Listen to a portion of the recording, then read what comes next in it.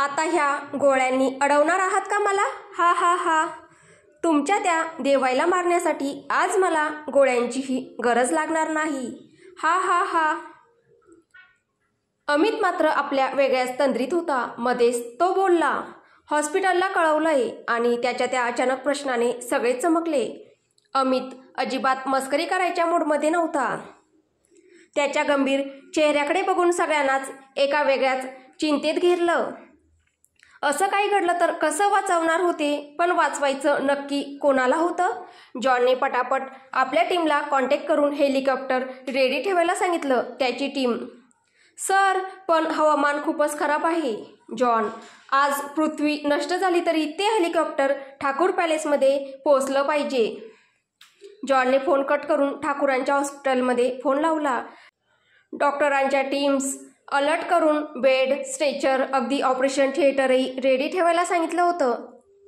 जॉनला वेड्यासारखं झालं होतं. सुचत नव्हतं. फक्त एकच गोष्ट कळून येत होती, देवाय कार्तिक ठाकूरच्या जीवाला धोका. एकच गोष्ट राहिली होती. त्याने आकाशाकडे हात जोडले आणि त्या परमपित्या परमेश्वराकडे प्रार्थना केली, आता तूच सांभाळ प्रभू. महालाच्या आत इथे विरजा बेडरूमच्या बाहेर पडली. सुंदर लाल गुलाबाच्या पाकळ्यांनी ती संपूर्ण वाट सजवली होती आणि मध्येच मोगऱ्याच्या फुलांनी रस्ता दाखवला होता. विरजा एक एक पाऊल टाकत त्या गालीच्या वरून जात होती. मध्येच विरजाला अस्वस्थ वाटलं आणि ती तोल जाऊन खाली पडली. कळवळलं ते कोकरू आतमधून, पण चेहऱ्यावर मात्र दुःखाच्या ऐवजी सुखाचं हसूच फुललं. हसतच होती ती वेडी त्या डोळ्यातून कोसळणाऱ्या अश्रूंच्या धारामधून. त्या क्रूर नियतीला हसत विरजा बोलली, इतक्यात नाही ग बाई, इतक्यात लवकर नाही. अजून तर मला माझ्या देवला भेटायचं आहे, त्याचं कायमचं बनायचं आहे. मग मी येईल तुझ्याकडे. तोपर्यंत माझ्या लाडक्या प्रिय सखी थोडीशी लाकडं जमव, सरपण तयार कर, अग्निकुंड पेटव त्या तप्त ज्वालांनी. तोपर्यंत येते मी माझ्या सख्याला शेवटचं भेटून. मग मी येईल तुझ्याकडे कायमची. तोपर्यंत थोडीशी वाट बघ प्रिय सखी, अजून थोडीशी वाट बघ. घाई कसली आज तुला वेडे? नची दशरथ नंदन तयार नची ती जनकपुत्री विरजा. अजूनही ल्यायले नाही तिने सौभाग्यरूपी अलंकार. लेऊनी हिरवा भरगच्च चुडा तो नाजूक मनगटी, लाल गुंद ते कुंकुम तिलक माथी, केसात भरगच्च जायचंय, गळ्यात ते काळे मणी, शोभे सुवर्ण केशरी हार. निघाली ती हतबल विरजा रावणातील त्या रामाला शेवटचं वारण्या. मिलन होऊ दे, युगायुगाचं अंतर मिटू दे पापण्या नी जुळू दे भग्न हृदय अन तरसती ती काया. जन्मोजन्मीच्या ह्या अधुऱ्या कहाणीला मिळू दे प्रेमाची ती एवढीशी कणभर छाया. देव मी आले रे परत. ते वेडं कोकरू आपल्या सख्याच्या नावाने रडत धडपडत उठलं. आपल्या दुखऱ्या अधुपायाची पर्वा न करता सावरत लंगडत भिंतीचा आधार घेत चालू लागलं, देव मी येते रे, थांबशील ना माझ्यासाठी? जाणार तर नाही ना मला सोडून? ही बघ मी पोचतेच आहे रे माझ्या सोन्या. असं बोलून लंगडत कोकरू जोरजोरात चालू लागलं. तिला माहीत होतं तिच्याकडे वेळ खूप कमी आहे आणि तिला कसंही करून वेळेच्या आधी देवकडे पोहोचायचं होतं. तिच्या देवकडे. देवच्या नावाने हाका देतच ती पुढे जात होती. पुढे स्टेअरकेस होती, सुंदर फुलांनी सजवलेली. स्टेअरकेसचे कठडे फुलांच्या माळांनी सजवले होते, तर नाजूक गुलाबाच्या पाकळ्यांच्या पायघड्या अंथरल्या जात होत्या तिच्यासाठी. स्टेअरकेसच्या वरती ती उभी होती, तर खाली जन्मजन्मांतरापासून केवळ तिचीच वाट बघत असलेला तिचा कट्टर शत्रू, तिचा अनंत काळाचा प्रेमी, तिचा अन फक्त तिचाच वेडा देव. विरजा त्याच्याकडे डोळे भरून बघत होती, तर तो तिला आपल्या तृषात डोळ्यात सामावून घेत होता. तिला किती अन किती भरून घेऊ डोळ्यात, असं झालं होतं त्याला. डोळ्यांच्या कड्या भिजल्या, पण त्या तरसलेल्या डोळ्यांची तहान काही भागली नाही. तो तसाच तिला बघत होता अनिमिष नेत्राने, अखंड बुडून तिच्या डोळ्यात. कितने साल कितने मौसम कितने जन्म बीत गए तेरी राहों में तेरे यादों में ए इश्क, कब से अकेला बैठा था मैं, ना तू आई ना मेरा जनाजा निकला. तिच्या डोळ्यातले मेघ देवच्या डोळ्यातून बरसत होते. विरजा एक एक पायरी हळूहळू उतरत लंगडत त्याच्याकडे येत होती आणि तो डोळ्यात प्राण आणून तिची वाट बघत होता. तुझ संग पैर लगाया ऐसा रहा ना मैं फिर अपने जैसा, हो रहा ना मैं फिर अपने जैसा, मेरा नाम इश्क मेरा नाम इश्क मेरा नाम इश्क तेरा नाम इश्क मेरा नाम तेरा नाम मेरा नाम इश्क, ए लाल इश्क ए मलाल इश्क ए ए एब इश्क, ए बेर इश्क, ए लाल इश्क, ए मलाल इश्क, ए एब इश्क, ए बेर इश्क, इश्क इश्क इश्क. विष हळूहळू तिच्या सगळ्या शरीरावर चढत होते. डोळे किंचित मिटले जात होते, पण तरी ती त्या नियतीला डटावत होती. अजून नाही, अजून नाही, इतक्यात नाही. माझ्या देवची कायमची बनल्याशिवाय मुक्ती नाही. विरजा त्या भल्या मोठ्या आलिशान स्टेअरकेसच्या पायथ्याशी उभे असलेल्या आणि तिच्याचकडे साश्रू नयनाने बघत असलेल्या देवकडे भरल्या डोळ्यांनी बघते आणि हळू आवाजात बोलते. मला माहीत आहे, मी पहिल्यासारखी चांगली सुंदर दिसत नाही. माझ्यात आता आवडण्यासारखं काहीच उरलं नाही. हे अंगावरचे डाग, चेहऱ्यावरचे हे व्रण, ही कुरूपता. देवकडे केविलवाण्या नजरेने बघत ती त्याला अडखळत विचारते. तर तुम्हाला किळस तर वाटणार नाही ना माझी देव? देवचा कंठ दाटून आला. यू आर परफेक्ट जान. You was always and will be always. खरं म्हणजे तर रडून रडून तिच्या डोळ्यातलं काजळ ओघळून संपूर्ण चेहऱ्यावर पसरलं होतं. चेहरा काळसर झाला होता. ओठांची लिपस्टिक पुसली गेली होती. वजनामुळे साडी पेलवत नव्हती. नुसतीच कशी तरी गुंडाळली होती त्या अशक्त कृश शरीराभोवती. पण देवच्या डोळ्यात आज त्याच्या जानच्या इतकं सुंदर कोणी दिसत नव्हतंच. त्याची जान सगळ्यात सुंदर, जगातली सगळ्यात सुंदर नववधू, त्याची वधू, त्याची विरजा, त्याचं प्रेम. तो हळूहळू आपल्या गुडघ्यावर वाकला. तिच्या पुढे, त्याच्या हृदयापुढे. विरजा आता आपले हुंदके आवरू शकली नाही. ती रडत रडत खालीच येत होती. देवाची मिठी तिला खुणावत होती. ती खाली येतच त्याने तिला आपल्या घट्ट बाहुपाशात कवटाळलं. अगदी मनसोक्त, अगदी मन भरून. हळूहळू त्याने आपला रडवेला चेहरा आपल्या मिठीत असलेल्या त्या आपल्या प्राणप्रिय सखीकडे वळवला. तिच्या चेहऱ्यावरून हलकेच हात फिरवत तिला हळूवार साथ घातली. जान. किती दिवसांनी, किती जन्माने ऐकली होती तिने देवच्या ओठातून स्वतःचं नाव. जान. त्याची जान, तिच्या देवची जान. घट्ट बिलगली ती त्याला. जणू एखाद्या यज्ञाच्या भडकलेल्या अग्निहोत्रामध्ये देवापुढच्या निरंजनांची शांत ज्योत मिसळावी तशी मिठीत विरघळून गेली त्याच्या. त्या कित्येक वर्षाच्या जीवघेण्या विरहानंतर पहिली भेट, पहिली मिठी प्रेमिकांची. शेवटी त्या वेड्या आशिकाला त्याची प्रेमिका भेटलीच. किती शोधत होता तो तिला. शेवटी शोधून काढलंच त्याने तिला या नियतीच्या असंख्य दुर्दैवी फेऱ्यातून. माझी जान. सगळं जग थांबून गेलं होतं त्या दोघांसाठी आज. काळ, वेळ सगळे स्तब्ध होते. आकाशातील मेघांनी सुद्धा बरसणं थांबवून टाकलं होतं. कारण आज ह्या प्रेमिकांच्या शेवटच्या भेटीत व्यत्यय आणण्याची हिंमत त्याच्यातही नव्हती. देव, विरजा दोघे रडत होते. देवाने भरल्या डोळ्यांनी विरजाकडे बघितलं आणि बोलला, you are looking so beautiful. त्याचा आवाज का जड झाला होता त्यालाच कळेना. विरजाच्या डोळ्यातलं पाणी लकाकलं आणि तिने मोठ्या आशेने, निरागसतेने त्याला विचारलं, खरंच? आपल्या देवला आपण आवडतो यापेक्षा मोठी गोष्ट कुठली होती तिच्यासाठी? ती अनिमिष नेत्रांनी त्याला बघत होती. त्याने किंचित हसून मान हलवली. पण तेवढ्यात देवने आपल्याच विश्वात गुंग असलेल्या विरजाला हलवलं आणि भानावर आणलं. भानावर येताच तिचं सगळं विश्वच कोसळून गेलं असावं. म्हणजे हा सगळा भासच होता. त्याचं मला जान बोलणं, मला मिठीत घेणं सगळंच खोटं होतं. डोळ्यातलं पाणी थांबता थांबत नव्हतं. देव पुढे झाला आणि त्याने आपल्या दोन्ही बाहूंवर त्या वेड्या जीवाला उचलून घेतलं. विरजाला घेऊन एक एक पाऊल टाकत यज्ञ वेदीच्या जवळ जाऊ लागला. डोळे भरून पाहत होता तो आपल्या बाहूतल्या चंद्राला.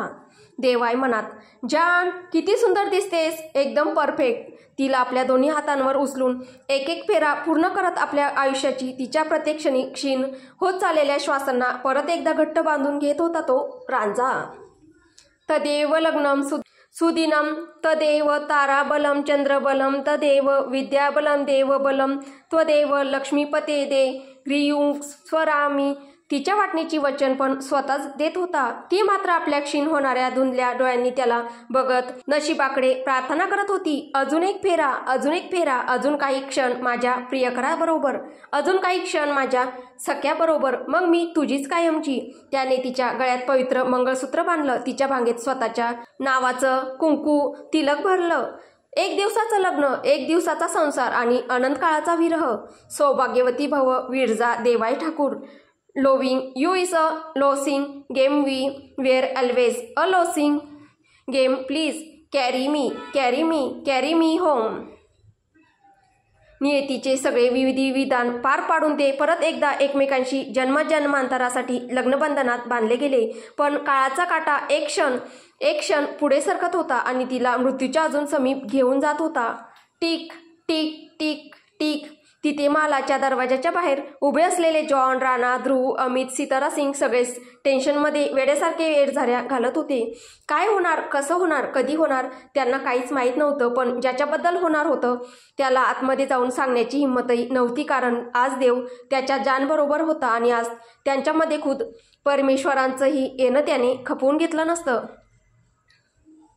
तसं झालं असतं तर तांडव माजला असता या महालातच. आज ते पाचही जण तशाच मनस्थितीत एरझाऱ्या घालत महालाच्या बाहेर अवेळी दाटलेल्या त्या आकाशातील काळ्याकुट्ट मेघांकडे बघत होते. अशुभ, अघटित आणि तितकंच अटल प्राक्तन नियतीचं. इथे ह्या सगळ्यांपासून अनभिज्ञ असलेला देवाय आपल्या भाऊमध्ये असलेल्या पण क्षणाक्षणाला त्याच्यापासून कोसो दूर जाणाऱ्या त्याच्या नववधूला घेऊन पॅलेसच्या टॉप टेरेसवर जात होता. पूर्ण टेरेस लाल गुलाबी गुलाबाच्या पाकळ्यांनी, सुवासिक कॅन्डल्सनी सुंदर सजवला होता. पाण्याच्या तबकात सुंदर छोटे छोटे दिवे सोडले होते. त्या सगळ्यांच्या मधोमध एक सुंदरसा हार्ट शेपचा पलंग होता, ज्याच्यावर रेशमी झुळझुळीत पडदे आणि मोगराच्या माळा सोडल्या होत्या. किती सुंदर दिसत होते ते दृश्य. त्या माळामधून मध्येच डोकावणारे ते येवलेशे स्टारलाइट्स त्या धुंद वातावरणात एक वेगळ्याच नशेची भर घालत होते. अशा या भरलेल्या सेजेवर पहुडलेल्या त्या नाजूक सुगंधी जर्द गुलाबी पाकळ्या कधीपासून त्या दोन जीवांच्या मिलनाची प्रतीक्षा करत होत्या. ह्या क्षणाची, ह्या अपूर्ण प्रेमगाथेच्या पूर्णत्वाची कधीपासून आस होती त्यांना. आज अखेर एक होणार होते देव विरजा, परत कधीच वेगळे न होण्यासाठी. मग ते जिवंत राहून किंवा मरूनही, पण कायमचंच एकत्र ह्यावेळी. त्या गुलाबाच्या पाकळ्यांवरून हळूहळू चालत देव विरजाला आपल्या दोन्ही हातांवर उचलून आत येत होता. त्याने हळुवारपणे तिला अलगद त्या गुलाबाच्या पाकळ्यांनी सजलेल्या सेजेवर ठेवलं. परत एकदा त्याची नजर तिच्या निळ्या हिरव्या गहिऱ्या डोळ्यात गुंतली अन अजून एक चीर पडली त्या पाषाण हृदयाला. रोखू शकला नाही तो स्वतःला अन हृदयातून शब्द बाहेर पडले. हम तो फना हो गए उनकी आंखें देख के, गालिब जाने वो आईना कैसे देखते होंगे. अंगावर त्याच्या आवडीची लालजर्द सोनेरी काटाची साडी, हातात हिरव्या रंगाचा सौभाग्य चुडा, गळ्यात त्याच्याच हाताने घातलेलं पवित्र मंगळसूत्र, भांगेत त्याच्या नावाचं भरलेलं कुंकू. किती सुंदर दिसत होती ती. त्या डोळ्यात परत एकदा हरवून जाणार होता, गुरफटून जाणार होता प्रेमात तिच्या. तो भानावर आला आणि मागे सरला. त्याला फक्त तिची शेवटची इच्छा पूर्ण करायची आहे. तिच्यात गुंतायचं नाही आहे. एक दिवसाचं लग्न, एक दिवसाचा संसार आणि मग स्वतःच्याच विचारांनी तो कापला, मागे सरकला आणि पटकन पाठीमागच्या ड्रिंक काउंटरजवळ गेला. ड्रिंकची बॉटल ओपन करून त्याने ती ग्लासात भरभर ओतली. पण अजूनही त्या काचेच्या ग्लासाभोवती घट्ट असलेली त्याच्या बोटांची पकड थरथर कापत होती. फक्त एक रात्र ती माझ्याजवळ, मग सगळं संपलं. तो काचेचा ग्लास खणखण त्याच्या हातात फुटला आणि वाहिल्या त्याच्या भावना त्या काचेच्या तुकड्यातून रक्तबंबाळ होत तिच्याच पायाशी घरंगळत. ती चिंतेने आपल्या जागेवरून उठली, पण त्याने मानेनेच नाही म्हणून नकार दिला. देवाय मनात, माझ्या ह्या रोगाचं उत्तर तुझ्याकडेही नाही आहे विरजा, तुझ्याकडेही नाही आहे. खूप वेळ शांततेत गेला. मग त्याने देव स्वरात तिला जरा अडखळतच विचारलं, गाणं गाशील एखादं? खूप दिवस झाले तुझा आवाज ऐकून. नकळत एक अश्रू त्याच्या गालावरून खाली पडला आणि त्या पोलादी शरीराच्या आत असलेल्या त्या कमकुवत हृदयाचं रहस्य तिच्या समोर खोलून गेला. विरजाही भावूक झाली होती. डोळ्यातून अश्रू जरा जरा कोसळत होते. विरजा गैवरल्या स्वरात, गाणं आणि मी? खूप दिवस झाले आता गात नाही मी मनात. ते तर तेव्हाच संपलं होतं ज्या दिवशी आपण वेगळे झालो होतो देव. आता नाही गाऊ शकणार. मग माझा आवाज नाही आहे पहिल्यासारखा चांगला, खूपच खराब झाला आहे. देव भरल्या आवाजात आरजव करीत, 2 ओळी, 2 शब्द. तिने मानवर करून त्याच्याकडे बघितलं. माझा असा आवाज चालेल तुम्हाला? त्याने फक्त मंद स्मित केलं. शब्द नाही पडू शकले त्याच्या ओठातून बाहेर. फक्त मान हलवली गेली. अश्रू वाहत होते दोघांच्या डोळ्यातून. पण आज ना त्याला ते थोपवायची गरज वाटली ना तिला. आज त्यांनाही मुक्त होऊ दे कायमचं.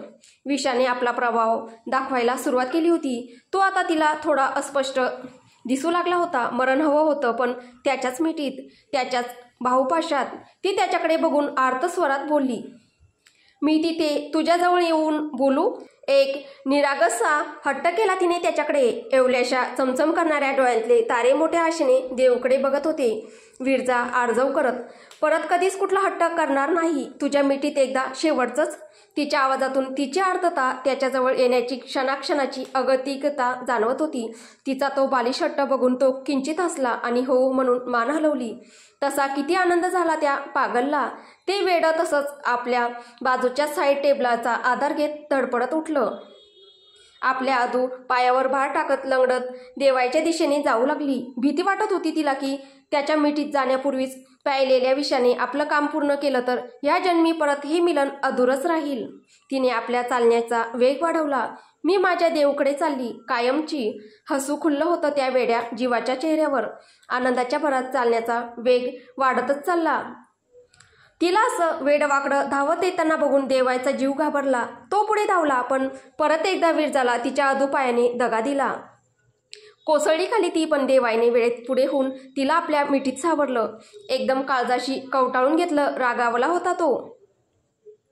लागलं असतं तुला म्हणजे? विरजाने भरल्या डोळ्यांनी हसत त्याच्याकडे बघितलं. माहीत होतं ह्यावेळी तू नक्कीच सावरशील. त्याला घट्ट पकडलं तिने. त्याच्या रुंद छातीवर आपलं डोकं टेकवलं. एकदम शांतता लाभली होरपळलेल्या जीवाला. याचीच तर आस होती तिला, चिर शांतीची. किंचित हसू उमललं त्या वेदनेतही आणि तिच्या त्या खालीवर होणाऱ्या श्वासांना त्याच्या हृदयातील धडधड वाजणाऱ्या ठोक्यांनी एक वेगळीच लय दिली. एक गाणं हलकेच, अगदी हळुवारपणे, अगदी अलगद तिच्या मुखातून बाहेर पडलं. त्याच्या भाऊ झुलत झुलत गाणं म्हणत होती. गाणं कसलं ते? तो तर शेवटचा निरोप होता तिचा तिच्या प्रिय देवला. कारण यानंतर त्याने ठरवलं तरी ती त्याला कधीच दिसणार नव्हती. शेवटचे काही क्षण. लग जा गले की फिर ये हसी रात हो न हो, शायद फिर इस जन्म में मुलाकात हो न हो. लग जा गले. देवला घट्ट मिठी मारत त्याच्या डोळ्यात रोखून बघत. हमको मिली है आज घड़िया नसीब से, जी भर के देख लीजिए हमको करीब से, फिर आपके नसीब में ये बात हो न हो, फिर इस जन्म में मुलाकात हो न हो. लग जा गले कि फिर ये रात हो न हो, शायद फिर इस जन्म में मुलाकात हो न हो. लग जा गले.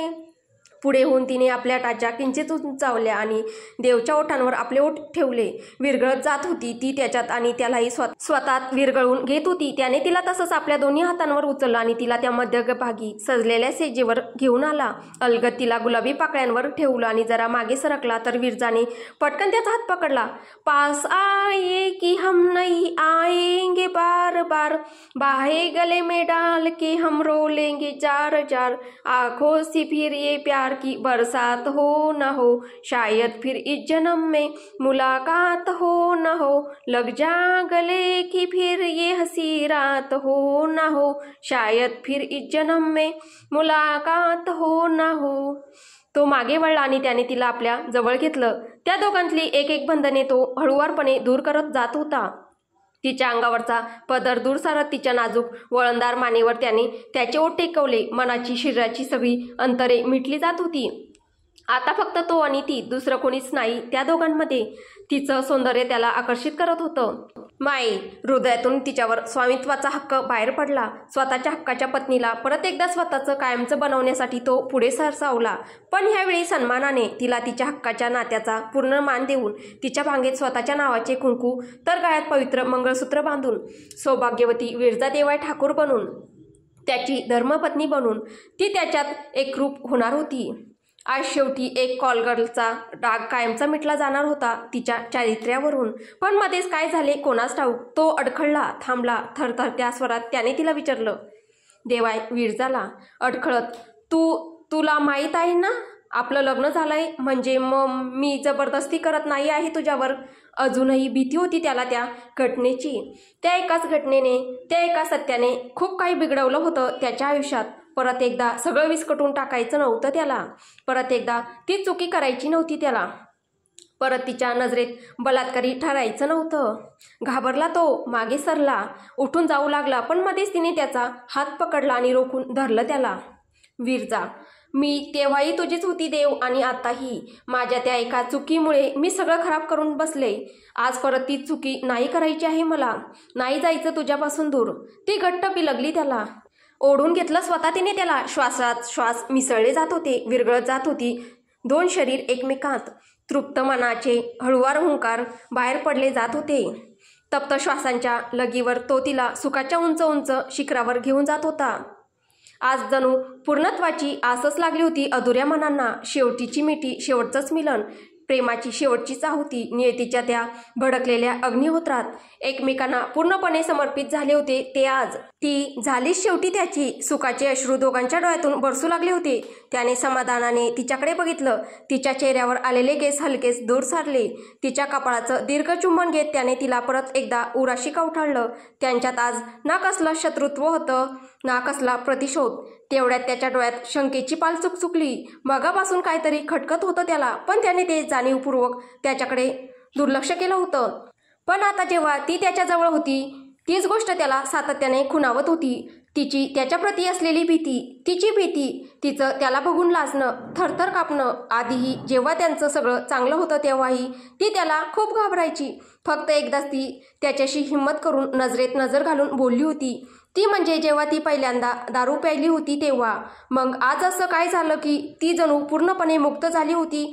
ती ह्या सगळ्या जाणीवातून. जणू उद्याच्या सूर्योदयाची तिला पर्वाच नव्हती. स्वतःकडे असलेले सगळं सुख ती त्याच्यावर लुटून देत होती. पूर्णपणे रिक्त होत होती ती आतमधून. जणू काय आज तिच्या आयुष्यातली शेवटची रात्र असावी, तसा तो हादरला. 2 दिवसात घडलेले प्रसंग झरझर त्याच्या डोळ्यांच्या पटलावरून फिरू लागले. सुनीताबाईंचं येणं, विरजा आणि प्रणालीचा गुप्त संवाद. सुनीताबाई रागाने देवाच्या मुठ्या आवळल्या. विरजा आपल्या कृश हातांनी त्याचा चेहरा चाचपडत होती. तिच्या नजरेला तो आता दिसेनासा झाला होता. धडपड चालली होती तिची मरता मरता सुखाचे 2 मोती वेचण्याची.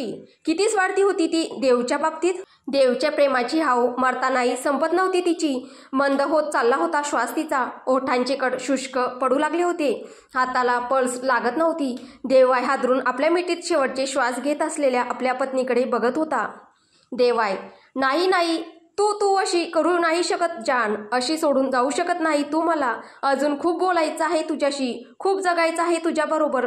इतक्यात मृत्यू नाही, इतक्यात विरह नाही आपला. आताच तर काही क्षणांपूर्वी भेटलो आहोत.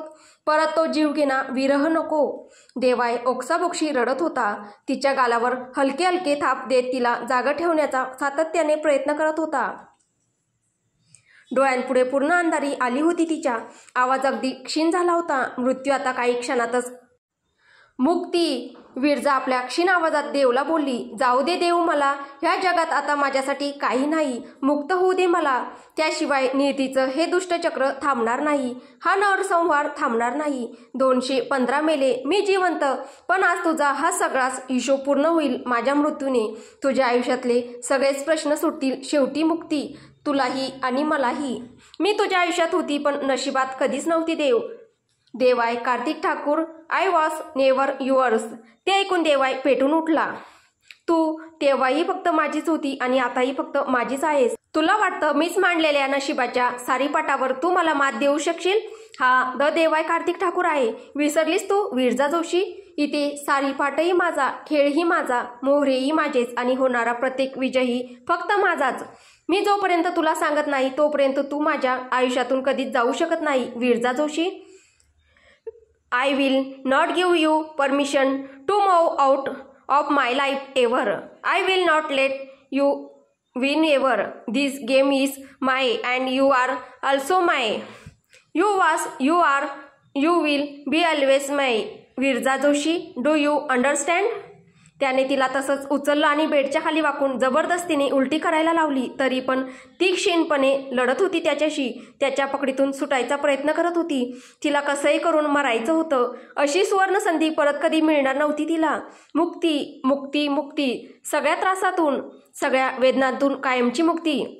अखेर सुटका ह्या आयुष्य नावाच्या नरकातून. ती धडपडत होती. प्रत्येक शक्य असलेला प्रतिकार करत होती. तर त्याला तिला काही करून वाचवायचं होतं. अशी कशी मरू शकते ती माझ्याशिवाय? शी जस्ट कॅन्ट डी डॅमिट. त्या छोट्या लोकोकराची ताकद ती कितीच असणार त्या बलाढ्य सिंहासमोर. सहज मोडून काढला त्याने तिचा प्रतिकार क्षणात. पण खूपच उशीर झाला होता त्याला. ती कधीच विषाच्या गर्तेत गेली होती. हळूहळू मृत्यूचा पाश तिच्या भोवती आवळू लागला होता. देवाय थापडावर थापडा मारत होता तिच्या गालांवर. तिला जागं करण्याचा आटोकाट प्रयत्न करत होता, पण तरीही तिची शुद्ध हरपत चालली होती. देवयाचा श्वास अडकत होता तिच्या मृत्यूच्या कल्पनेनेच. देवय एकटाच बडबडत होता, नाही मरू देऊ शकत तुला मी, नाही मरू देऊ शकत. तर आता पुढे विरजा वाचते की मरते हे आपल्याला पुढच्या भागात पाहायला भेटेल. तुम्हाला ही कथा कशी वाटते आहे कमेंटद्वारे नक्की कळवा. कथा आवडत असेल तर व्हिडिओला लाईक करा, शेअर करा.